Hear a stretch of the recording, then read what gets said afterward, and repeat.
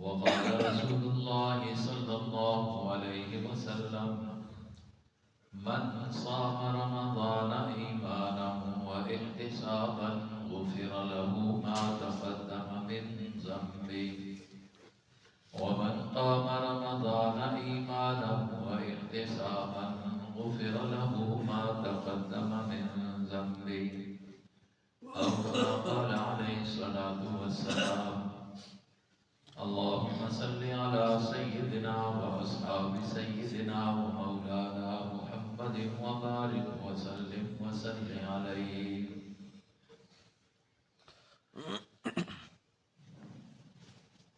معزز سامعین، قرآن پاک کا درس ہے. میں نے اس کے لیے موقع کی مناسبت کو مد نظر رکھتے ہوئے حضور پاک صلی اللہ علیہ وسلم کے اس طریقے کو سامنے رکھتے ہوئے کہ آپ نے بھی رمضان المبارک کی آمد سے پہلے استقبالیہ ایک خطبہ ارشاد فرمایا تھا جو حدیثوں میں موجود ہے. اسی بنا پر میں نے انہی آیات کا انتخاب کیا یہاں درس کے لیے، تاکہ وہ سنت بھی ادا ہو جائے جو نبی پاک صلی اللہ علیہ وسلم نے رمضان سے پہلے رمضان کے استقبال میں کچھ ارشاد فرمائے. چونکہ ہمیں جو حکم ہے وہ یہ ہے کہ آپ نے اگر اپنے کسی عمل کو عبادت بنانا ہے تو وہ عبادت تب بنے گا جب تم اس عمل میں اپنے نبی کی نقل کرو گے. بے شک اپنے نبی کی نقل کرو گے تو وہ عبادت بن جائے گی. ہمارا کوئی عمل بھی اگر نقل نبوی سے ہٹ کر ہو اور ہم سمجھیں کہ یہ عبادت ہو جائے گی، شاید یہ بات صحیح نہ ہو. یہاں اللہ تبارک و تعالی نے آپ حضرات کو اس گاؤں میں یا اس علاقے میں یہ سعادت نصیب فرمائی کہ آپ کو زندگی گزارنا نصیب ہو رہی ہے کہ اہل علم کا یہاں پر ایک جمع غفیر رہا ہے اور الحمدللہ ہے. ہم پڑھنے کے لیے آئے، اپنے اساتذہ اکرام سے حضرت شیخ الحدیث مولانا عبدالقدیر رحمہ اللہ کا کوئی سبق ایسا نہیں ہوتا تھا جس کا ان میں تذکرہ ان کا نہ کیا جائے، اور پھر ان کے ساتھ بیٹھنا اٹھنا ان کا دیکھنا یہ بھی نصیب ہوا. اور الحمدللہ اس علاقے میں اسی طرح اور کبار علماء کرام محض ایک مولوی رسمی نہیں بلکہ قرآن و سنت کو صحیح معنوں میں سمجھنے والے اور سمجھانے والے اللہ نے علاقے سے ہٹ کر آپ کو اس گاؤں کے حضرات عطا کیے ہیں. اور الحمدللہ وہ ایک علمی سلسلہ اور ایک اہل حق کا جو خاص راستہ ہے اس پر آج بھی الحمدللہ وہ ایک نسل در نسل یہ علمی خاندان چل رہا ہے. آپ کی رہنمائی ہو رہی ہے. ہمارے بزرگ حضرت مولانا حافظ محمد ادریس صاحب بڑے ہیں ہم سے، لیکن جو محبتیں کرتے ہیں الحمدللہ پورے علاقے میں حضرات علماء کرام کے ساتھ جوڑ، یہ ایک بہت بڑی سعادت کی بات ہوتی ہے. جو چیزیں آج بہت ساری فقدان میں چلی گئی ہیں الحمدللہ یہاں اس چرچ کے علاقے کی روایات کافی موجود ہیں. اللہ تبارک و تعالی جیسے علماء سے ہمیں فائدہ لینا اس کی توفیق نصیب فرمائے. علماء سے فائدہ کس چیز کا؟ علمی فائدہ. علماء سے کس چیز کا فائدہ؟ جس کا ان کے پاس علم ہے، وہ قرآن کا، سنت کا، وہ فائدہ ہم نے ان سے لینا، اور جو ان سے ایسے لوگوں سے فائدہ لیتا ہے وہ بڑا ہی خوش نصیب ہوتا ہے۔ لیکن جو ایسے ماہرین کو چھوڑ کر کوئی فائدہ غیر ماہرین سے لینے لگ جائے تو ظاہر بات ہے کہ وہ فائدہ تو نہیں ہوگا۔ میری بات اردو میں سمجھ آ رہی ہے؟ جی ان کو پوری ادھر دیمان نہیں آنی، اردو سمجھ بات سمجھ آ رہی ہے؟ بالکل سمجھ کسی طبقے میں بھی انسان فائدہ اس سے کسی مسئلے میں بھی، کسی فن میں بھی اسی سے لے سکتا ہے جو اس فن کا ماہر ہو۔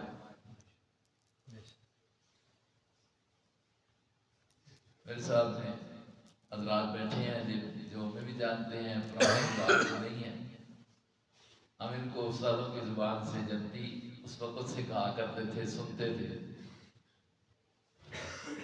گاڑیوں کے کام میں ان کو مہارت تھی، اب وہ مہارت اس کی محتاجی سب کو تھی، یا آج کسی کو گاڑی کے مسئلے میں کوئی مسئلہ ہے تو وہ اگر گاڑی لے کر آ جائے جی کہ ہمارے پاس بہت بڑا سرجن موجود ہے اور 50 سالہ تجربہ کار ہے، اور ہم اپنی یہ کار جو ہے ٹو سٹوک جو ہے ہم اس کے پاس لے جاتے ہیں، کیونکہ بہت بڑا علمی بندہ بھی ہے، تجربے کار بھی ہے، تو کیا یہ عمل کرنے پر مجھے کہ میں اس ڈاکٹر کے پاس گاڑی لے جاتا ہوں کہ اس کا 50 سالہ تجربہ ہے جی، یہ تو انسانوں کے اندر کے دل کو بھی باہر نکال کر پھر جوڑ دیتا ہے، کتنا اہم مسئلہ ہے، تو گاڑی بھی اس کے پاس لے جائیں، تو لوگ مجھے عقل مند کہیں گے یا بیوقوف کہیں گے؟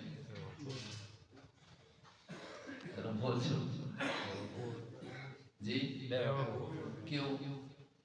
اس لیے کہ وہ اس فن کا ماہر نہیں، وہ جس فن کا ماہر ہے اس کے لیے تو اس کے پاس جانا چاہیے۔ اس فن کا ماہر ہو سکتا ہے کہ گاڑی ٹھیک کرنے والا، گاڑی کی بات کو جاننے والا پرائمری بھی فیل ہو، لیکن اس مسئلے میں تجربہ تو اس کا ہے، مجھے گاڑی اس کے پاس لے کر جانا ہوگا کہ یہ اس فن کا ماہر ہے۔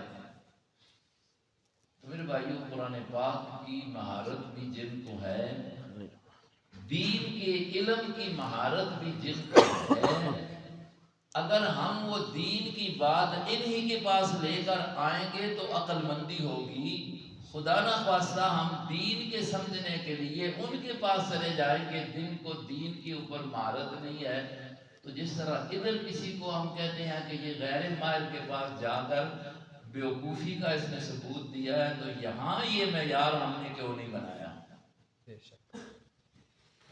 میری بات سمجھ آئی؟ جی ہونا تو یہی چاہیے نا کہ جس چیز میں جس کو مہارت ہے اسی کے پاس جائے، اس چیز کے حل کے لیے اس ماہر کے پاس جانا ہوگا۔ تو علماء کرام کو اللہ نے اس میں مہارت دی ہے، کیوں دی ہے؟ کہ انہوں نے اس پر وقت لگایا ہے۔ ظاہر ہے 16 سال جو ہے ہمارے پاس جو بچے پڑھتے ہیں، آتے ہیں، قرآن ناظرہ پڑھ رہے ہیں، حفظ کر رہے ہیں، تجوید پڑھ رہے ہیں، اس کے بعد جو ہے یہ درس نظامی کا کورس ہے، پھر مفتیوں کا کورس ہے، حدیث پڑھتے ہیں، فنون پڑھتے ہیں، تو ایک درجے کی مہارت وہ دین کے علم میں حاصل کر لیتے ہیں، دینی چیزیں ان کے سامنے آ جاتی ہیں۔ جس طرح باقیوں شعبوں میں وہ مہارت پانے کے لیے کسی ادارے کی طرف رخ کیا جاتا ہے، ڈاکٹر کے لیے ان کے لیے مختلف اپنا ادارہ ہے، وہاں یہ سکھایا جاتا ہے، انجینئر کے لیے اپنا ادارہ ہے، اور اسی طریقے سے کوئی فن بھی ہے تو اس کے لیے اپنے اپنے شعبے مقرر کیے ہوئے ہیں، اور ہر شعبے کے اندر استاد موجود ہے، ہر شعبے کے اندر استاد موجود ہے۔ ڈاکٹری، ڈرائیوری، اس کے لیے بھی کتاب بھی ہے، لیکن کتاب کو سمجھانے کے لیے استاد بھی ہے۔ بڑی بڑی یونیورسٹیوں کے اندر یہ 25 سال کے جو لڑکے پڑھ رہے ہوتے ہیں، نیچے سے وہ پڑھ کے جو ڈگری حاصل کر رہے ہوتے ہیں، تو کیا یہ خود وہاں پر کتابوں کا مطالعہ کر کے یہ ڈگری لیتے ہیں یا استاد کی ضرورت ہوتی ہے؟ استاد کی ضرورت ہوتی ہے۔ اب اللہ پاک نے بھی تو یہ ڈگری اتاری ہے۔ اب دیکھیں اس کے لیے اللہ نے کیا ارشاد فرمایا ہے، فرمایا وَأَنزَلْنَا إِلَيْكَ الذِّكْرَ لِتُبَيِّنَ لِلنَّاسِ، 14واں سپارہ ہے۔ اللہ فرماتے ہیں میں نے اے محمد مصطفیٰ صلی اللہ علیہ وسلم یہ ذکر یعنی یہ قرآن آپ پر نازل کیا ہے۔ کیوں نازل کیا ہے؟ لِتُبَيِّنَ لِلنَّاسِ، آپ اس کو لوگوں کے سامنے بیان کریں۔ ایک ہے لوگوں کے سامنے پڑھنا، اُتْلُ مَا أُوحِیَ إِلَیْکَ مِنَ الْکِتَابِ، قرأت کرنا، ایک ہے پڑھنا، پڑھ کر سنانا، اور ایک ہے اس کا بیان کرنا، اور بیان بھی اللہ نے بتایا ہے ثُمَّ إِنَّ عَلَيْنَا بَيَانًا، تو حکم دے دیا کہ وہ بیان جو ہم نے آپ کو سکھایا ہے وہ آپ لوگوں کو کر کے قرآن کے ذریعے سکھائیں۔ لِتُبَيِّنَ لِلنَّاسِ، آگے جملہ ہے لَعَلَّهُمْ يَتَفَكَّرُونَ، تاکہ یہ لوگ اس میں کیا کریں؟ غور کریں۔ تھوڑی سی بات سمجھیں، تھوڑی سی بات دیکھیں، اللہ نے یہ نہیں کہہ دیا قرآن میں نے اتارا ہے خود تدبر کر لو، خود تفکر کر لو۔ افلا يتدبرون القرآن ام على قلوب اقفالها، وہاں یہ کہا ہے کیا قرآن میں انہوں نے کبھی غور نہیں کیا، کیا ان کے دلوں پر تالے لگ گئے ہیں؟ یہاں قرآن کی آیت کی ترتیب یہ بتلا رہی ہے غور کرنا ہے، فکر کرنا ہے، قرآن میں تدبر کرنا ہے، لیکن تدبر کرنا ہوگا تبیین قرآن کے بعد، عقل لڑانی ہے۔ لیکن اگر نبی کا جو بیان ہے اس کو سائڈ پر رکھ کر اپنی عقل لڑانا شروع کر دے تو پھر قرآن یہ پہلے کہتا ہی نہ، پہلے اس کو کہہ دیتا، تبیین کی ضرورت نہ ہوتی، یا اس کو بعد میں رکھ دیا جاتا، کہتا تھا قرآن دیا ہے تمہیں لعلہم یتفکرون، تاکہ یہ تفکر کرے۔ نہیں، وہ عقل جو تبیین قرآن کی تفسیر نبی کی جو ہے اس سے ہٹ کر کوئی عقل میں بات لاتا ہے، اس پر غور کرتا ہے، تو وہ عقل قابل قبول نہیں ہے۔ لِتُبَيِّنَ لِلنَّاسِ، تاکہ لوگوں کے سامنے اس کو تو کیا کرے؟ بیان کرے۔ اس سے اگر ہٹیں گے تو خرابی پیدا ہوگی۔ اس میں یہاں یہ ایک مثال دے دیتا ہوں۔ میرے سامنے جو میں نے آیت پڑھی ہے، یہاں پر ظاہری طور پر اگر نبی کی تبیین کو نہ دیکھا جائے، صحابہ کے عمل کو نہ دیکھا جائے، تو قرآن کی اس آیت کو سامنے رکھے تو ظاہری معنی یہ بنتا ہے وَعَلَى الَّذِينَ يُطِيقُونَهُ فِدْيَةٌ طَعَامُ مِسْكِينٍ، اوپر اللہ نے حکم دیا کہ ہم نے تم پر روزے فرض کیے، رمضان کے روزے فرض کیے، اور آگے کہہ دیا، ظاہری معنی یہ کرتا ہوں میں، عام جو ماحول کا معاملہ ہے، باقی جو آگے علماء کی باتیں اس سے ہٹ کر میں کہہ رہا ہوں۔ وَعَلَى الَّذِينَ يُطِيقُونَهُ، ظاہری معنی یہ ہے کہ جو آدمی روزے کی طاقت بھی رکھتا ہے وہ ایک مسکین کا کھانا فدیے کے طور پر دے دے، پھر بھی مسئلہ حل ہو جائے گا، نہ رکھے روزہ۔ اب کوئی آدمی اس ظاہری معنی کو پڑھے، نبی کے فرمان کو، نبی کے طریقے کو نہ دیکھے، اور نبی سے یہی آیت جن صحابہ نے پڑھی جو ان کا عمل ہے اس کو نہ دیکھے، تو مانا کر لے جی کہ روزہ فرض تو ہے لیکن اس کی جگہ فدیہ بھی تو ہو سکتا ہے، ٹھیک ٹھاک بندہ بھی فدیہ دے دے، 2 سے گندم کے دانے دے دے، جان چھوٹ جائے، کیا یہ ٹھیک مانا ہوگا؟ جی جب یہ ماہر کے پاس نہیں جائیں گے تو یہ غلطی لیں گے، لفظی معنی تو کر لیں گے نا کہ دیکھو جی لغت کے مطابق ہم نے لغوی کی کتاب دیکھ لی ہے جی، ہم نے چونکہ اردو دیکھی ہوئی ہے، اب لغت کی کتابیں آ گئی ہیں اور مفتی گوگل صاحب سے پوچھ رہے ہیں اس آیت کا معنی بتا، تو وہ ظاہری معنی کر دے گا، وَعَلَى الَّذِينَ يُطِيقُونَهُ، جو عام ترجمہ میں بھی لکھا ہوا ہوگا کہ دیکھو جی جو طاقت بھی رکھتا ہے تو کیا کرے، فدیہ دے دے۔ آج کل زیادہ گمراہی اس سے پھیل رہی ہے۔ تو میں نے جو ایک اصولی بات میرے ذہن میں آئی ہے، حضرت کے سامنے میں نے رکھ دی ہے، آپ کو بھی اگر سمجھ آئی ہے کہ بھائی ہم نے جس طرح باقی جتنی بھی شعبے ہیں ان میں رجوع ہوتا ہے کس کی طرف، مائل کی طرف، غیر مائل میں کسی شعبے میں رجوع کرنے والے کو بیوقوف کہا جاتا ہے۔ تو دین کے مسئلے میں بھی ہماری ضرورت ہے نا، دین نا، بے شک جی دین ہماری ضرورت ہے نا۔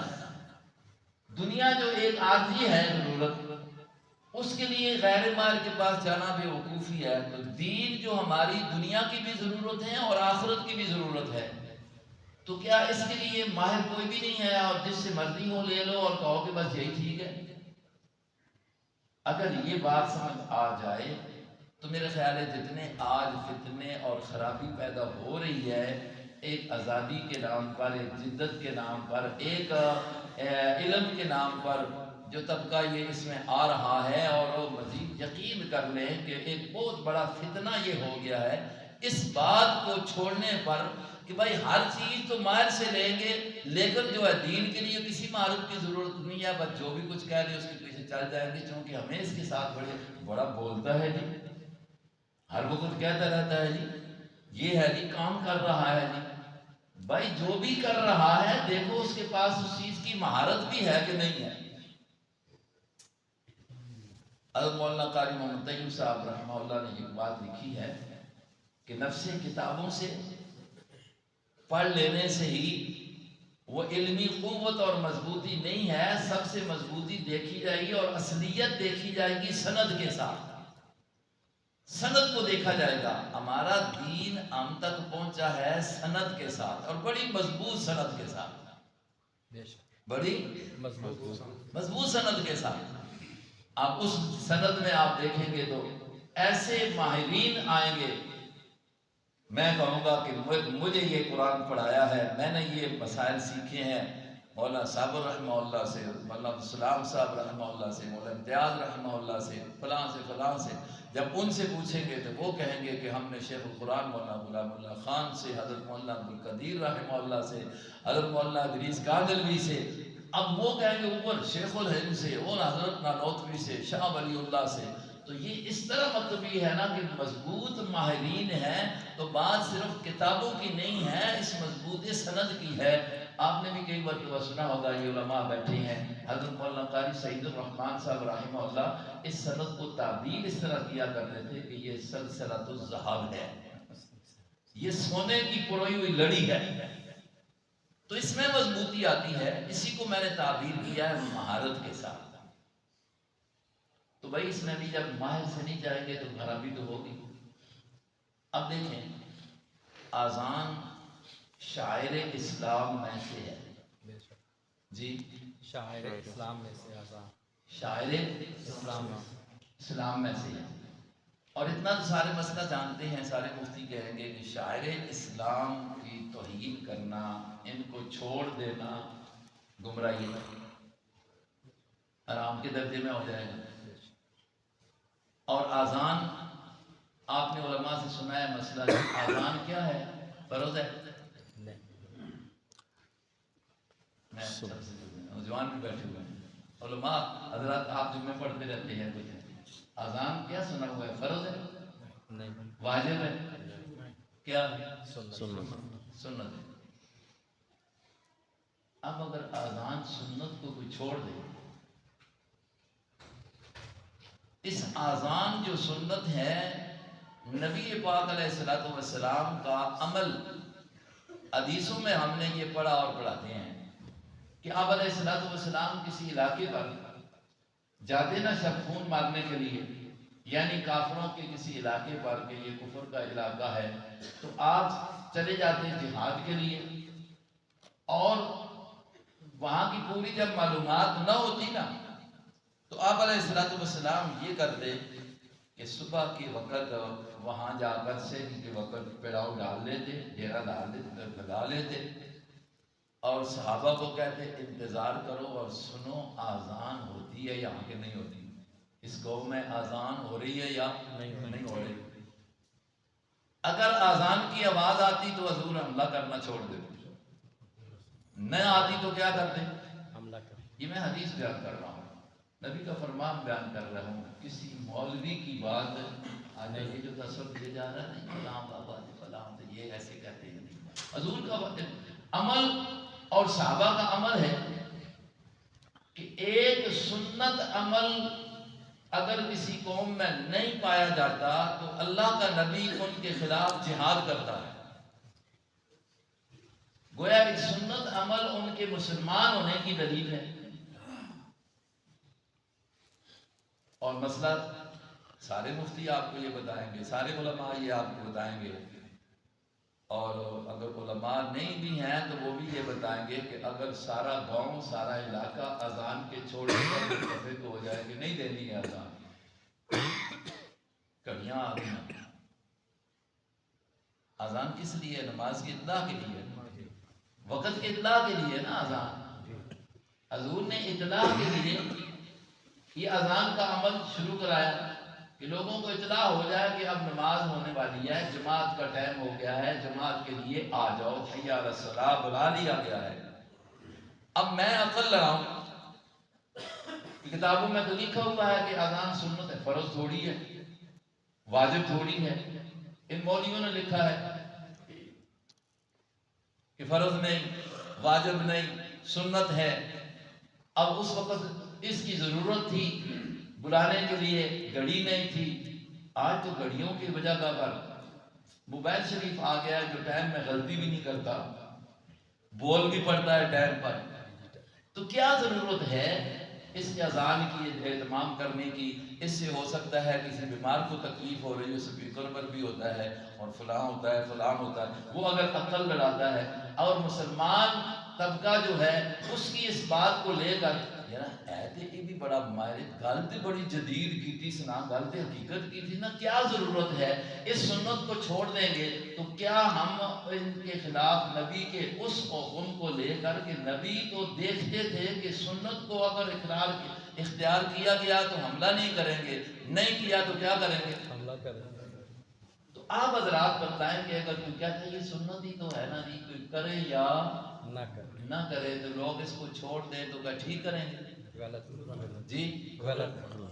ہم نبی کی اس حدیث کو کدھر لے کے جائیں گے کہ آپ علیہ الصلوۃ والسلام نے ارشاد فرمایا من احیا سنتی عند فساد امتی فلہ اجر مئۃ شہید، جو آدمی ایک سنت جو مٹی ہوئی ہو اس کو جاری کر دیتا ہے، اس کو زندہ کر دیتا ہے، اللہ ثواب کتنا دیتے ہیں؟ 100 شہید جی 100 شہید۔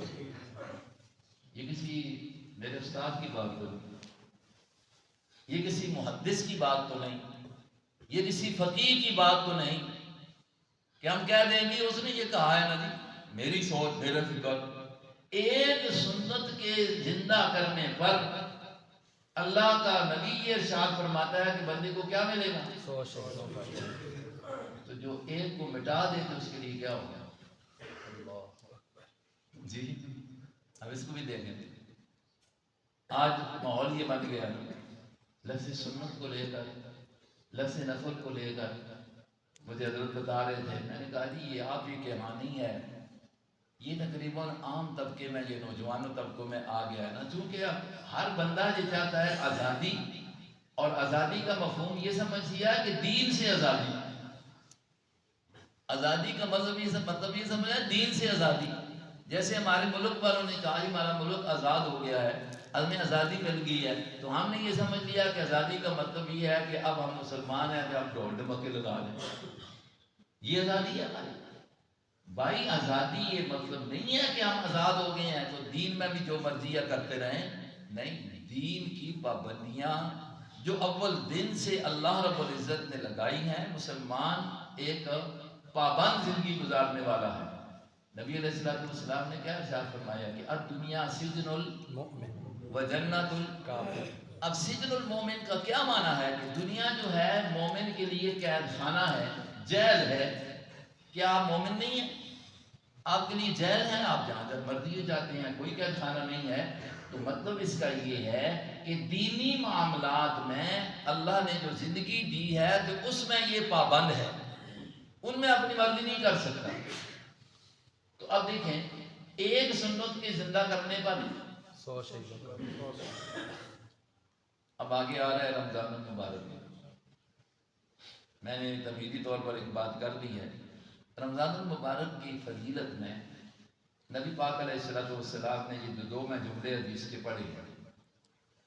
من صام رمضان ایمانا و احتسابا غفر له ما تقدم من ذنب. جو آدمی رمضان کا روزہ رکھے گا اللہ کی رضا کے لیے، کس کے لیے؟ اللہ کا رضا. فرمایا غفر له ما تقدم من ذنب. اللہ اس کے پہلے گناہ معاف کرے. صرف روزے کا ذکر کیا ہے یا آگے بھی کچھ کہا ہے؟ دوسرا جملہ حدیث کا من قام رمضان ایمانا و احتسابا غفر له ما تقدم من ذنبی. جو بندہ قیام کرے گا رمضان کا، قیام رمضان سے کیا معنی ہے؟ تراویح. جی تراویح. یہی ہے نا، سارے محدثین نے یہی مراد لیا ہے. حدیث کا مفہوم یہی بتایا گیا. خود نبی نے اس پر عمل کر کے بتایا، حضرات صحابہ نے اس عمل کر کے بتایا. یعنی جو بات پیارے پیغمبر نے کہی ہے اس کو عملی طور پر بتا کے کہ میری اس بات کا مقصد یہ ہے. اور جنہوں نے آپ سے یہ جملہ سنا ہے انہوں نے تراویح کی نماز پڑھ کر بتا دیا کہ نبی کا بتایا ہوا عمل ہی ہے. اس جملے کا یہ معنی. جو آدمی رمضان کی تراویح پڑھے گا، قیام کرے گا، اس کے گناہ بھی کیا ہوں گے؟ معاف. آج ماحول میں آزادی کیا آ گئی ہے؟ تراویح کو چھوڑ. کہنے میں لوگ جی اور جی تراویح سنت ہی تو ہے نا، پڑھ کے نو نہ پڑھو. پھر کچھ حضرات تو ہمارے ملک میں جو رافضی طبقہ ہے انہوں نے سرے سے انکار کر دیا تراویح کو. عام طبقے کے اندر یہ تراویح سنت ہے اور یہ 1400 سال ہو چکی ہیں، 1450 سال الحمدللہ امت کا اتفاقی فیصلہ ہے کہ سنت ہے. اس پر اہتمام کرنا دوسرے نوافل کے مقابلے میں زیادہ اہم ہے. ایک مہینے میں یہ عمل آتا ہے، 11 مہینوں میں کوئی نہیں کہتا کہ تم آؤ جا کر تراویح پڑھ لیتے ہیں. ورنہ عشاء کا وقت تو موجود ہے، حافظ موجود ہیں، کہنا چلو جی تھوڑا تھوڑا پڑھتے رہیں، تراویح کو شروع کر لیں. کوئی بھی نہیں کہتا. کیوں کہ حضور کا عمل اس طرح نہیں. حضور نے اس طرح کی بات رمضان کے علاوہ کے لیے فرمائی نہیں، کیے نہیں، صحابہ نے کیا نہیں. لیکن رمضان کے ایک مہینے میں یہ عمل کیا ہے. اور اتنی اہمیت تھی صحابہ اکرام کے اس عمل میں کہ بخاری کی روایت کے مطابق یہ ہے کہ تیسرے دن جب چوتھے یا تیسرے دن نبی پاک صلی اللہ علیہ وسلم نے یہ ارشاد فرمایا کہ میں تمہیں جماعت کے ساتھ یہ پڑھا رہا تھا، 2 دن یا 3 دن پڑھائی ہے. میں نے دیکھا کہ تمہیں اتنی اس کی شوق ہے، اتنی محبت ہے تمہاری اس نماز کے ساتھ. محبت کیسے نظر آئی کہ ایک دن آپ نے وہ نماز پڑھائی تو صحابہ کہتے ہیں کہ اتنا وقت لگا نبی پاک علیہ السلام کی نماز پڑھانے پر کہ ہمیں خطرہ لگا کہ کہیں ہم سے سحری کا کھانا ہی فوت نہ ہو جائے. لیکن وہ تو کھڑے ہیں. جب یہ شوق دیکھی آقا فرماتے ہیں تمہاری، تو میں نے کہا کہ کہیں اللہ اس محبت کو دیکھ کر تمہیں بطور فرض کے حکم نہ کر دے. تو امت کی سہولت کے لیے میں نے کہا کہ چلو اب اپنی اپنی پڑھ لیں. تو اتنی اہم نماز ایک مہینے کے لیے. لیکن آج آزادی یا اس کو تعبیر جو میں نے کر دیا کہ غیر ماہر سے یہ بات لے لی گئی کہ کوئی ضروری نہیں، اس فرض تھوڑی واجب تھوڑی ہے. کسی دیکھو جی کسی مولوی نے لکھا ہو، جی کسی شیخ الحدیث نے لکھا ہو، کسی محدث فقیہ نے لکھا ہو فرض ہے، واجب ہے، نہیں ہے تو پھر ضروری تو نہیں ہے نا. یہ پڑھ لو تو پڑھ لو، نہ پڑھو تو پڑھ لو. اس نے کہا نہیں اس طرح ہے، چلو پڑھ لیا جائے لیکن جتنی پڑھ لی جائے. کوئی تعداد نہیں ہے. اس نے کہا نہیں 8 ہیں باقی نہیں ہیں. یہ ساری باتیں ادھر ادھر کی جو شروع ہوئی ہیں. حقیقت بات میں یہ کہہ رہا ہوں اور ذمہ داری کے ساتھ اس مجمع میں کہہ رہا ہوں کہ یہ جو ساری باتیں ہو رہی ہیں، جو یہ کہہ رہے ہیں نہیں ہیں، جو یہ کہہ رہے ہیں بس جتنی ہو جائے پڑھ لو تو پڑھ لو، نہ پڑھو تو نہ پڑھو، یا جو یہ کہہ رہے ہیں کہ جی 8 ہیں تو اور نہیں ہیں، یہ ساری باتیں غیر ماہرین کی ہیں، ماہرین کے خلاف ہیں. اب جو مرضی آپ کو ماہرین سے نہیں لیتا، غیر ماہرین سے لیتا ہے. باقی معاملات میں اس کو بیوقوف کہتے ہیں، اور اس مسئلے میں کہتے ہیں نا جی ٹھیک ہے، یہ بھی ٹھیک کہہ رہا ہے. تو یہ سب سے بڑی بیوقوفی ہے. حدیث یا قرآن پاک. آپ اور علماء جن حضرات نے حضرت شیخ الحدیث کو دیکھا ہے، پتہ ہے کہ یہ کن کے شاگرد تھے؟ حضرت انور شاہ کشمیری رحمہ اللہ. یقین کر لیں کہ جب ان کے بارے میں ہمیں اساتذہ نے یا ہم نے کتابوں میں پڑھا ہے انور شاہ کشمیری کے بارے میں، وہ جو مخالف طبقہ ہے وہ بھی اس بات کا اقرار کرتا ہے کہ اگر حدیث پر ان صدیوں میں اللہ نے اگر کسی کو عبور نصیب فرمایا ہے نا تو وہ ایک انور شاہ کشمیری ہی ہے.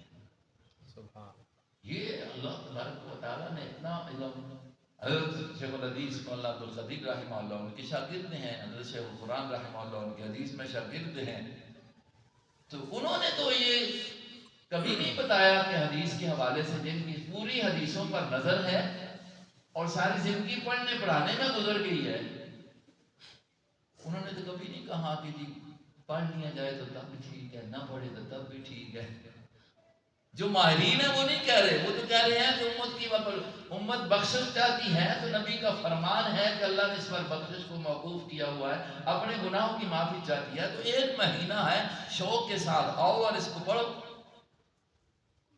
اور چھوڑنے والے کے لیے وعید ہے. ایک سنت کے آباد کرنے پر اگر اتنا اللہ نے اجر رکھا ہے کہ 100 شہیدوں کا ثواب ہے، تو آپ اس کے مقابلے میں خود سوچ لینا کہ ایک سنت کو چھوڑنے پر گناہ کتنا ہوگا.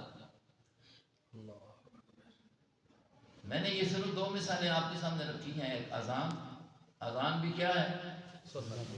چھوڑ دی جاتی. تراویح بھی سنت ہیں، اب ان میں بھی اپنی طرف سے رد بدل کر دیا جائے اور یہ آزادی ہو جائے کہ یہ ہو گیا یہ ہو گیا. پہلے لوگ جو پڑھا کرتے تھے ان کے ہم سے کام بھی زیادہ ہوا کرتے تھے. آج کی سہولتیں ان لوگوں کو کہاں تھی، لیکن وہ کھڑے ہو کر قرآن سنا کرتے تھے، قرآن سنایا کرتے تھے. آج نوجوان طبقہ جو ہے نا وہ اس شیطانی چال میں آ چکا ہے. اور یہ ہے کہ دیکھیں آپ کے تجربہ بھی کر لیں کہ جو پرانے ہیں نا 50 سال سے اوپر کے، وہ تو تراویح میں ہوں گے، پوری میں کھڑے ہوں گے، قرآن پورا سنیں گے.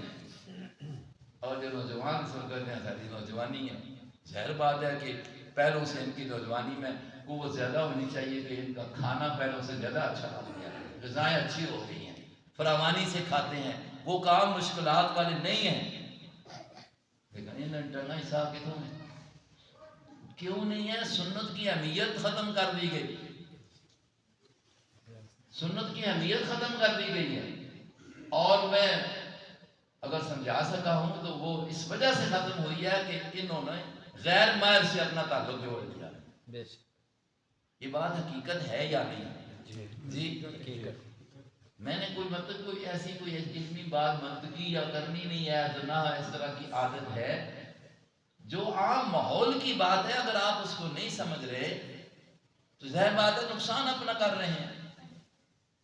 آج جمعے کا سلام ملتا ہے، السلام علیکم. جو ذرا 50 سالت بندے ہیں وہ تو نماز پڑھ رہے ہیں، سنتے پڑھ رہے ہیں، ادا کر رہے ہیں. اور دوسرا طبقہ جو ہے یہ وہ نکل رہا ہے. یعنی کتنا ضروری کام ہے کہ وہ 5 منٹ کے لیے نماز میں نہیں. کیا وہ ہمیں نبی پاک علیہ السلام کی حدیث کا نہیں پتا؟ کیا ہم نے ماہرین سے اس حدیث کو نہیں لیا کہ جناب نبی پاک علیہ السلام نے جمعے کے بعد، جمعے کی نماز پڑھانے کے بعد آپ علیہ السلام نے کسی موقع پر 4 رکعتیں جو ہیں وہ مسجد میں پڑھی ہیں، 2 رکعتیں گھر میں جا کر پڑھی ہیں، کبھی 2 مسجد میں پڑھی ہیں، 4 گھر میں جا کر پڑھی ہیں. مسئلہ یہ ہے کہ نفل ہوں یا سنت ہوں، ان کا گھر میں ادا کرنا زیادہ افضل ہے۔ بعض صورتیں ضرور مستثنا ہیں جہاں یہ مقصود ہو لوگوں کو تعلیم دینا، جیسے آج کل ماحول بن گیا نا، تو اب علماء کو مسجد میں بھی پڑھنا چاہیے تاکہ لوگوں کو اہمیت آئے کہ یہ نماز ہے، یہ نماز ہے۔ ورنہ یہ ہے کہ گھر میں ان نمازوں کو پڑھنا مقصد اس لیے ہے کہ علاقہ ہوتی ہے، ایک تو گھر میں برکات آتی ہیں، نمبر 2 یہ ہے کہ گھر والوں کو دیکھ کر نماز کی عادت بنتی ہے، نمبر 3 یہ ہے کہ اس میں ریا دکھلاوا نہیں ہوتا۔ لیکن جہاں یہ خدشات بڑھنے لگ جائیں کہ استاد جی پڑھنا نہیں، استاد جی نہیں پڑھنا، میں بھی چلوں، استاد جی نہیں پڑھنا، نہیں سنتا کوئی نہیں پڑھنا، ضروری کوئی نہیں ہونے گل کوئی نہیں آنا ہونا، استاد جی کا نام ہی کرتے ہونا، آتے ہیں فلاں آنا کوئی ضروری نہیں، فلاں آنا کوئی ضروری نہیں۔ ساری زندگی جن کو اعتماد کیا اور ان کے آج بات کا اثر نہیں ہو رہا، اور وہ کہہ رہے ہیں جو ماہرین کی بات ہے کہ بھائی ان کو سنت کہتے ہیں، اور ایک سنت کو زندہ کرنا 100 شہید کا ثواب ہے، اس کو ترک کرنا کتنا گناہ ہوگا۔ اب جمعے میں پرواہ کوئی نہیں، ایک آواز چل گئی ہے، کوئی سنتے نہیں، لا حول ولا قوت الا باللہ۔ حتیٰ کہ میں آپ کو بتاؤں غیر ماہرین کی طرف سے یہ بات بھی آ چکی ہے۔ دیکھو نبی پاک علیہ السلام سے ایک موقع پر نماز قضا ہو گئی، آپ سو گئے تھے، یہ اللہ نے نظام بنایا۔ آپ علیہ السلام اٹھے تو آپ نے وقت جس وقت مکروہ ختم ہوا تو آپ نے وہ قضا نماز کی جماعت کرائی اور سنتوں کی بھی قضا کی۔ لیلۃ التعریس کا حدیث میں مشہور واقعہ ہے، آئے رات کو سفر تھا، جہاد سے واپسی ہو رہی تھی، پڑاؤ کیا، سو گئے، ڈیوٹی لگائی حضرت بلال کی جگانے کی، وہ بھی سو گئے۔ اتفاق ہے اللہ ایک مسئلہ حل کرانا چاہتا تھا۔ جب نبی علیہ السلام کے چہرہ اقدس پر سورج کی کرنیں لگی تو آپ کو آنکھ کھلی، آپ کو بلم سو گئے تھے کہ بلال جگائے گا، لیکن بلال نے بھی جس کو سحری کا وقت قریب ہوا نا تو ایسے ٹیک لگائی نا اپنے کجاوے کے ساتھ اور مشرق کی جانب منہ کیا، گھڑی اور تو چیز تھی کوئی نہیں، ایسے کیا، رات کو پہلے نفل پڑھتے رہے، اب وقت قریب ہے چلو دیکھتا ہوں، جب صبح صادق آئے گی اذان دوں گا، نبی کو جگا دوں گا۔ لیکن اللہ کی قدرت تھی نا، اتنا ہی کہہ دیا میں جگاؤں گا، اللہ کو بات پسند نہ آئی تو وہ بھی سو گئے۔ نبی علیہ السلام جب آنکھ کھلتی ہے نا جس وقت سورج کی کرنے لگی، حضور نے بھی گھبرا کر کہا یا بلال، اس طرح ہوتا ہے اوے بلال کی کال چھوڑی۔ بلال نے جب یہ بات سنی نا، میں حدیث بیان کر رہا ہوں، بلال نے جب بات سنی تو عجیب بات کہی ہے، یا رسول اللہ جس اللہ نے آپ کو سلایا اس نے مجھے بھی سلا دیا ہے، جس اللہ نے آپ کو سلایا اس نے مجھے بھی سلا دیا ہے۔ اب حضور کیا کہتے ہیں، وہ غصہ سارا ٹھنڈا ہو گیا کہ یہ مسئلہ ہی اس کے بس سے باہر ہو گیا، اللہ نے سلا دیا اور میں یہاں سے نکلو، ابھی وہ شیطانی وقت ہے، اس وقت میں نماز نہیں ہو سکتی ہے، چلو آگے گئے، وہاں پر چلایا اور آپ علیہ السلام نے کہا سنتے پڑھ لو، سنتے پڑھنے کے بعد کہا کہ چلو قضا نماز کی جماعت کرا لیتے ہیں۔ یہ مسئلہ اللہ نے کر دیا کہ قضا نماز اگر ہو جاتی ہے کرنی نہیں چاہیے، کسی عذر کی بنا پر ہو گئی ہے یا رہ گئی ہے، انسان کے اندر شوق ہوتا ہی ہے۔ ہمارے علماء نے تو یہ کہہ دیا کہ اگر کسی کی نمازیں رہ گئی ہیں، اللہ نے اس کو سمجھ دے دیا تو وہ قضا کرنا شروع کر دے، قضا کرنا شروع کر دے۔ تو اب آپ علیہ السلام نے قضا کر لی۔ ایک چیلنج یہ بھی چل رہا ہے، یہ اس شرارتی طبقے پر کہ جی قضا نماز کوئی نہیں ہے، برہ کی رہ چھوڑ دیا کوئی قضا شضا نہیں ہے، یہ مولویوں نے بنایا ہوا ہے۔ اب لوگوں کو مسان کیا جا رہا ہے، جمعے کی سنتے ہیں سنت ہے۔ نبی پاک علیہ السلام نے فرمایا دن رات میں اور نفلوں کے علاوہ 12 ایسی سنتے ہیں جن کو علماء نے ماہرین نے کہا سنت مؤکدہ، یعنی جن کے اوپر سخت تاکید آئی ہے، جن کے چھوڑنے پر گناہ ہے، یہ سنت مؤکدہ ہے۔ ہے سنت ہے لیکن اس کے درجات معین کیے ارشاد سنت، جیسے کہ اذان بھی سنت ہے. اور حضرت نے بڑی بہترین مثال مجھے بتائی کہ نکاح بھی سنت ہے. ان نکاح میں سنت خطبے میں جب نکاح پڑھاتے ہیں تو امام صاحب پڑھتا ہے نا ان نکاح میں سنت. اب یہ بھی چلا دو نا جی کہ سنت ہے نا، کوئی ضروری نہیں ہے، چھوڑ دو نہ کرو نکاح، سنت ہے نا. زور کی سنتے چھوڑ دیے سنت ہے جی. مغرب کی 2 سنتے ہیں سنت ہے جی. کوئی نہیں جی چلا گیا سلام پھیرا ہے، آیا ہے کھڑے کھڑے اور سلام پھیرا ہے چلا گیا. مولوی کی بات استاد کی بات کو چھوڑ دیا اور غیر ماہروں کی بات سن کر جی سنت ہی ہے نا، پڑھو یا نہ پڑھو. اور یار اور جی میں سعودیہ سے رہ کر آیا ہوں، سعودیہ والے نہیں پڑھتے ہیں، ساری گلا سعودیہ نے نہیں پڑھنے. وہ اگر گھر میں جا کر پڑھتے ہیں کیا انہوں نے کبھی سنت کا انکار کیا ہے؟ چلو وہ کرتے ہیں تو وہ جو اگر ایک کام جو ہے وہ صحیح شریعت سے ثابت ہے اس کو نہیں کر رہے تو ہم بھی اس کے پیچھے چلیں گے، یا ہم نبی پاک علیہ السلام کی ارشاد کو دیکھیں گے، ہم صحابہ کے عمل کو دیکھیں گے. ہمارے ہاں جو مطلب دین ہے وہ قرآن سے نقل ہو کر آیا ہے، محمد مصطفیٰ علیہ السلام کی حدیث سے نقل ہو کر آیا. قرآن کا بیان اللہ کے نبی نے کیا ہے، ہم اس بیان کو لیں گے یا کسی اور کی بات کو لیں گے؟ قرآن نازل کس پر ہوا؟ نبی کے تو بیان کرنے والا بھی اللہ نے کس کو بنایا؟ نبی نبی علیہ السلام کو. تو ان کا بیان دیں گے نا. حدیث رسول جو ہے اس لیے کہا جاتا ہے نا یہ بھی وحی ہے. تو اس لیے بھائیو اصل بات سمجھنے کی یہ ہے کہ جو بھی آپ نے دین کی بات دینی ہے تو دین کے مائل سے ہے، دین کے مائل سے. تو انشاءاللہ پھر آپ کی یہ زندگی کا جو عمل ہے وہ عبادت رہے گا. لیکن اگر غیر ماہرین کی طرف چلے جائیں گے نا، کسی کی شہرت، کسی کا زیادہ بولنا، یا آج کل جو فتنے مختلف آ رہے ہیں اور اس سے سارے مسائل دیے جا رہے ہیں، تو بھائی وہ خرابی ہوگی، خرابی ہو گئی ہے. اور لوگ بہت سارے جو ایک دوسری تعلیموں میں نکل گئے ہیں. یقین کرو کہ اس وقت جس طرح وہ پہلا دور تھا کہ اس میں ایک یہ بھی لوگوں کا نظریہ بنا ہوا تھا کہ اللہ کی ذات کا وجود ہی نہیں ہے، یہ کوئی نہیں، یہ نظام ایسے بنا ہوا ہے.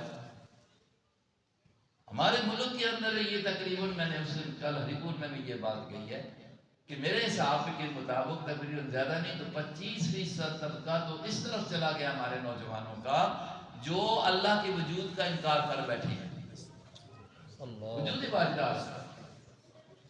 اور کچھ وہ ہیں کہ جو قیامت کا انکار کر بیٹھے ہیں. کچھ وہ ہیں کہ جو نبی پاک علیہ السلام کے بتائے ہوئے بہت سارے اعمال ہیں ان کا انکار کر بیٹھے ہیں. اور فرض کا فرق انہوں نے چھوڑ دیا ہے جو اللہ کے نبی کے ارشادات کو سامنے رکھ کر ماہرین نے نکالا ہے. دیکھیے سنت بھی فرض بھی. اب دیکھیں فرائض میں وضو کے اندر کتنے فرض ہیں جی؟ 4. تو اب ایک بندے ساتھ کیا ہے، اب کلی کرنا 3 مرتبہ کرنا یہ کیا سنت ہے؟ کلی کرنا فرض نہیں، 3 مرتبہ کرنا کیا ہے؟ سنت ہے. تو اب کو کیا ہے جی یہ کس نے بات بتائی؟ نبی پاک علیہ السلام وضو کرتے ہیں 3 مرتبہ کرتے ہیں، صحابہ بتاتے ہیں 3 مرتبہ کر کے فرماتے ہیں کہ اس وضو پر نبی نے فرمایا. 3 مرتبہ کر کے نا فرماتے ہیں اس وضو پر نبی نے فرمایا کہ جو اس طرح وضو کرتا ہے نا اس کے گناہ جو ہے نا پانی کے ان قطروں کے ساتھ اس کی جو ناخنوں کے نیچے بھی ہوتی ہیں نا ہاتھوں کے گناہ، اللہ ان پانی کے قطروں کی وجہ سے اس کو ختم کر کے رکھ دے. سبحان اللہ. لیکن کس وضو پر؟ جو سنت کے مطابق. فرض تو 4 ہیں، لیکن جب حضور اس کی فضیلت بیان کرتے ہیں تو کیا کہتے ہیں کہ اس وضو پر جو اس طرح کیا جائے جو میں نے کر کے دکھایا ہے. تو آپ نے وہ 3 مرتبہ کیا. آپ نے مطلب یہ ہے کہ اس میں کلی کی تو 3 مرتبہ، پھر آپ نے دائیں طرف سے شروع کیا. ان ساری چیزوں کو سنت کہا گیا ہے. تو آج یہ سنت کی اہمیت کو ختم کرنے کے لیے جو کچھ کیا جا رہا ہے تو یقین کر لو کہ پھر فرض ہی صرف پورے ہوں گے تو پھر وہ فضیلت جو ہے گناہوں کی معافی والی وہ حاصل نہیں ہوگی جب نبی پاک علیہ السلام سارے گناہوں کی معافی کے لیے بتاتے ہیں کہ یہ جو میں نے وضو کیا ہے، میں مثال دیتا ہوں، ایک وضو میں باقی چیزوں میں بھی صرف فرائض کے اوپر اتنی فرض تو یہ ہوگا کہ وہ جو ہمارے ذمے ایک فرض عمل ہے وہ ہمارے ذمے سے ساقط ہو جائے گا، لیکن اس کے اوپر جو برکات یا اس کے اوپر جو انعامات ہیں وہ تب حاصل ہوں گے کہ جب وہ طریقہ بھی اختیار کیا جائے گا جو سنت ہے۔ اب زور کے اگر 4 فرض ہم پڑھ لیتے ہیں تو فرض والا ذمہ تو ساقط ہو گیا، لیکن جو بخشش کے اور جو اس کے وعدے اور جو اللہ کے نبی نے کہا کہ یہ کچھ ملے گا، یہ کچھ حاصل ہوگا، گناہ ختم ہوں گے، وہ تو تب ہی ہوں گے نا جیسے خود نبی پاک علیہ السلام نے کر کے کیا دکھایا۔ تو آپ علیہ السلام سے ایک مرتبہ بھی تو بتا دو نا، آپ علیہ السلام کے صحابہ سے ایک مرتبہ تو بتا دو کہ زور کی پہلی سنتے نہ پڑی ہوں، زور کے بعد کی سنتے نہ پڑی ہوں، صبح کے پہلے کی 2 سنتے نہ پڑی ہوں۔ جن صبح کی سنتوں کے بارے میں اللہ کا نبی یہ کہتا ہے سنت ہی ہیں، فرمایا کہ اگر تمہیں یہ سرخ گھوڑے پاؤں کے نیچے روند بھی ڈالیں پھر بھی ان سنتوں کو نہ چھوڑو۔ یہ حضور کی حدیث ہے، کہتے ہیں نہیں کرے تو نہ کرے، حضور کہتے ہیں گھوڑا تلے بھی آ جنو نا، گھوڑے چڑھا کے آ رہے ہیں پھر بھی نہ چھوڑو۔ ضروری تھوڑی ہے، ضروری تھوڑی ہے، ضروری تھوڑی ہے۔ تو یہ ساری ایک جو جہالت آ رہی ہے، اس کو یہ نہ کہو کہ یہ تحقیق ہوئی ہے، یہ ایک جہالت آ رہی ہے نا، جو نبی کے سنت سے دور کرے وہ علم نہیں ہے، وہ جہالت ہے۔ آسان سی بات ہے، اللہ تبارک و تعالیٰ ہم کو سمجھ نصیب فرمائے۔ قرآن کے حوالے سے یہ رمضان کی میں نے بھی ذکر کر دیا ہے تھوڑی سی مثال کے طور پر، اور بھی بہت ساری چیزیں ہیں۔ یہ رمضان آ رہا ہے، ہمیں سال کے بعد اللہ کا نبی اس طرف متوجہ کر رہا ہے۔ قرآن کا تو حکم ہے ہی، لیکن اللہ کا نبی متوجہ کر رہا ہے کہ ایک ہے روزہ اور ایک ہے اس میں تراویح۔ اس کے ساتھ ساتھ اگلی بات بھی ہے، سحری کو بھی سنت کہا گیا، حتیٰ کہ کیا کہا گیا ہے، فرمایا کہ اے مسلمانوں، مجھے حدیث یاد آ گئی ہے، سحری ضرور کیا کرو، چاہے پانی کا ایک گھونٹ استعمال کر لو، ایک کھجور استعمال کر لو۔ کیوں یا رسول اللہ؟ نہیں ضرورت ہے کھانے کی، نہیں ضرورت ہے، فرمایا ضرور کیا کرو تاکہ یہودیوں کی مخالفت ہو جائے۔ اب اس سنت کو پورا کرو گے تو یہودیوں کی کیا ہوگی؟ مخالفت ہوگی۔ ضرور کیا کرو، نہیں بھی کھانے کی طبیعت اٹھو تاکہ سنت پر عمل ہو جائے، ایک کھجور لے لیا کرو۔ حضور سے اتنی تاکید کے ساتھ حکم کرتے ہیں اور یہ کہتے ہیں سنت ہی جو ہے نا، یہ کوئی ضروری تھوڑی ہے، ضروری تھوڑی ہے، یہ سب کا سارے نوجوانوں میں چل گیا۔ تو بہرحال اسی طریقے سے قرآن پاک کے اندر ہم نے عقائد دیکھنے ہیں۔ قرآن پاک میں ختم نبوت ہے، اللہ کی توحید ہے۔ قرآن پاک میں سارے صحابہ کی عظمت اور ان کے لیے جنتی ہونے کا بھی بیان موجود ہے کہ نہیں؟ بے شک۔ اور اس انداز کے ساتھ ہے۔ سورہ حدید آپ پڑھیں نا، وہاں اللہ تبارک و تعالیٰ نے تھوڑی سی تقسیم کی ہے، میں اس کا ترجمہ ہی کر دیتا ہوں تاکہ ایک اشارہ ہو جائے، پھر اس پر بات ساری انسان اگر قرآن پر اگر اعتماد کرتا ہے تو اس کے لیے پھر کوئی حجت باقی نہیں رہتی۔ الحمدللہ قرآن پاک نے کوئی چیز چھوڑی بھی نہیں ہے، ہر چیز کو اللہ رب العزت نے کھول کھول کر بیان کیا ہے، لیکن اس چیز کو دیکھنے کے لیے ان آنکھوں کی ضرورت ہے جن کو مہارت حاصل ہے۔ بات پھر بھی وہی ہے۔ اب یہ میرے سامنے قرآن کی آیت ہے، بعض لوگ تقسیم کرتے ہیں یہ فلاں صحابی ہے، فلاں یہ فلاں کا یہ ہے، پھر یہ جی فتح مکہ کے بعد آیا۔ قرآن کیا کہتا ہے؟ مَا لَكُمْ أَلَّا تُنْفِقُوا فِي سَبِيلِ اللَّهِ، آیت نمبر 10 ہے، سورہ حدید ہے، اور یہ 27واں سپارے کی بالکل آخری سورت ہے۔ اللہ فرماتے ہیں مَا لَكُمْ، اے دنیا والو، ایمان والو، کیوں تم اللہ کے راستے میں خرچ کرتے ہو؟ اللہ کے راستے میں کیوں نہیں خرچ کرتے ہو؟ وَلِلَّهِ مِيرَاثُ السَّمَاوَاتِ وَالْأَرْضِ، یہ زمین و آسمان جو کچھ ہے یہ اصل میں ہے کس کی ہے؟ اللہ۔ تم نے تو چھوڑ کر چلا جانا ہے، جب اس نے تمہیں دیا ہوا ہے تو اس سے خرچ کیوں نہیں کرتے ہو؟ وہ دے کر تم سے ہی مطالبہ کرتا ہے نا، اپنی ہی چیز اس کی ہے نا، تو خرچ کرو۔ اور فرمایا لا يستوي منکم من انفق من قبل الفتح وقاتل، چونکہ ساتھ جہاد کا بھی حکم ہے، جہاد میں مال کی بھی جان بھی لگتی ہے اور مال بھی لگتا ہے، اس لیے اللہ کہہ رہے ہیں، فرمایا کہ دو طبقے تھے اس وقت نبی کے ساتھ جن کو یہ اللہ کا قرآن خطاب کر رہا ہے، دو طبقے ہیں، ایک وہ تھے کہ جو فتح مکہ کب ہوئی ہے؟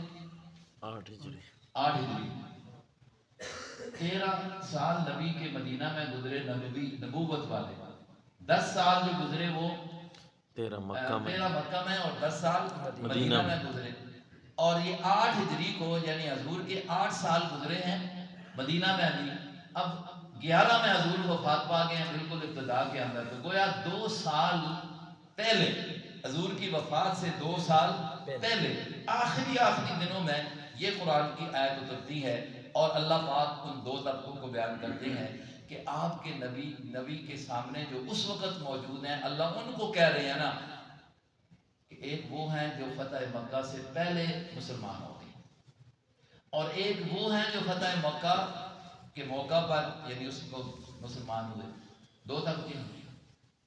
اب لوگوں نے ایک تقسیم کی ہوئی ہے، کسی نے کہا کہ وہ ڈر کی وجہ سے آیا، کسی نے کہا اس وجہ سے آیا، کسی نے کہا لالچ میں آیا، کسی نے کہا، دلوں کی بات تو جاننے والی کون ذات ہے؟ اللہ جی اللہ۔ اب ہم نے اللہ کی ماننی ہے یا لوگوں کی ماننی ہے؟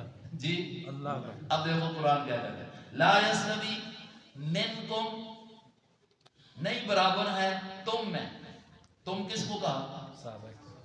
جو نبی کے دور میں موجود تھے، جو حضور کے ساتھی تھے، جو اس وقت موجود تھے، نہیں برابر ہیں تم میں سے من وہ انفق من قبل الفتح وقاتل، جنہوں نے فتح مکہ سے پہلے اپنا مال خرچ کیا اور اللہ کے راستے میں قتال کیا، یہ برابر نہیں۔ کن کے ساتھ؟ ان کے ساتھ جنہوں نے بعد میں قتال کیا اور خرچ کیا، یہ دونوں برابر نہیں سمجھ آ رہی، دونوں برابر نہیں، کس بات میں؟ فضیلت میں دونوں برابر، ثواب میں دونوں برابر نہیں، کیوں؟ پہلے والے جو کر رہے تھے اس وقت بڑی مشقتیں تھی، بعد والوں پر وہ مشقتیں رہی نہیں ہیں، وہ مشکلات نہیں رہی تھی، لیکن برابری تو نہیں ہو سکتی۔ لیکن اگلی بات کیا کہی، کیوں؟ اولئک اعظم درجۃ من الذین انفقوا من بعد وقاتلوا، یہ پہلے والے بعد والوں سے جنہوں نے بعد میں خرچ کیا اور قتال کیا، یہ ان سے پہلے والے درجے میں زیادہ، اعظم درجۃ درجے میں زیادہ، لیکن اللہ نے کیا کہا، کلا وعد اللہ الحسنی، ہم نے وعدہ جنت کا سب سے کیا ہے، وعدہ جنت کا سب سے، کن سب سے؟ صحابہ کرام، جو فتح مکہ سے پہلے بھی آئے یا جو فتح مکہ کے بعد آئے، سب سے کس کا وعدہ کیا ہے؟ جنت کا وعدہ کیا ہے۔ اللہ نے نہیں، اب یہ اللہ کہتا ہے میں نے سب سے جنت کا وعدہ کیا، یہ کہتے ہیں نہیں جی ڈرے نہ لائے، اللہ نے نہیں بتایا کہ اس ہم پتہ لگ گیا ہوں 15ویں صدی میں آگے یہ بیٹھا ہے بیان میں، نہیں جی معاویہ بھی بعد میں چاہے ڈرنا، ابو سفیان بھی بعد میں آیا، فلاں بھی آیا، فلاں بھی آیا، خدا رہا ہے۔ قرآن پاک کو تو دیکھو، قرآن نے تو فیصلہ دے دیا کہ سارے کے سارے جنتی ہیں، سارے کے سارے جنتی ہیں۔ تو اس لیے میرے بھائیوں اللہ نے جو ہمیں یہ نظریات دی ہیں نا، قرآن نے بتا دی ہے صریح، اگر جو قرآن کا ایک صریح حکم آیا ہوا ہے نا، اس کے خلاف کوئی کہتا ہے کہ ہم اس کو کیسے کہیں کہ یہ اسلام کی بات کر رہا ہے، قرآن سے ہٹ کر کوئی بات بھی اسلام کی ہو سکتی ہے؟ نہیں۔ ارشاد نبوی سے ہٹ کر بھی کوئی بات کیا ہوتی ہے وہ اسلام کی ہو سکتی ہے؟ نہیں ہو سکتی ہے۔ لیکن اس کو سمجھنے کے لیے بات وہی ہے کہ کسی ماہر کے پاس جاؤ گے تو وہ کبھی بھی قرآن کے خلاف بات نہیں کہے گا۔ اس لیے اللہ سے ہمیشہ یہ خیر ماننی چاہیے کہ اللہ ہمیں اس قرآن کے ساتھ اپنے نبی کے ساتھ وابستگی نصیب فرمائے، اور جو اللہ نے یہ حدیث تو آپ نے سنی ہوگی کہ العلماء ورثۃ الانبیاء، علماء جو ہیں وہ انبیاء کے وارث ہیں، علماء جو ہیں وہ انبیاء کے وارث، کس چیز کے وارث ہیں؟ کیا نبی کوئی زمینیں چھوڑ کر گیا تھا آج ہمارے علماء کے پاس ہیں؟ کوئی نبی کو بیلنس چھوڑ کر گیا تھا کہ وہ علماء کے پاس ہیں؟ یا نبی ایک علم چھوڑ کر گیا، وہ علم قرآن کی صورت میں، نبی کی حدیث کی صورت میں ہے، تو یہ وراثت کس کے پاس ہے؟ علماء۔ انجینئر کے پاس نہیں ہے، ڈاکٹر کے پاس نہیں ہے، میں کھل کر یہ کہتا ہوں، یہ کس کے پاس ہے؟ تو جن کے پاس جو نبی کی چیز ہے اس سے لوگے تو تب بات بنے گی نا، جس کے پاس ہے ہی نہیں ہے تو اس سے کیسے تم لے رہے ہو؟ اللہ تبارک و تعالی ہمیں یہ وراثت علمی جن کے پاس ہے انہی سے لینے کی کوشش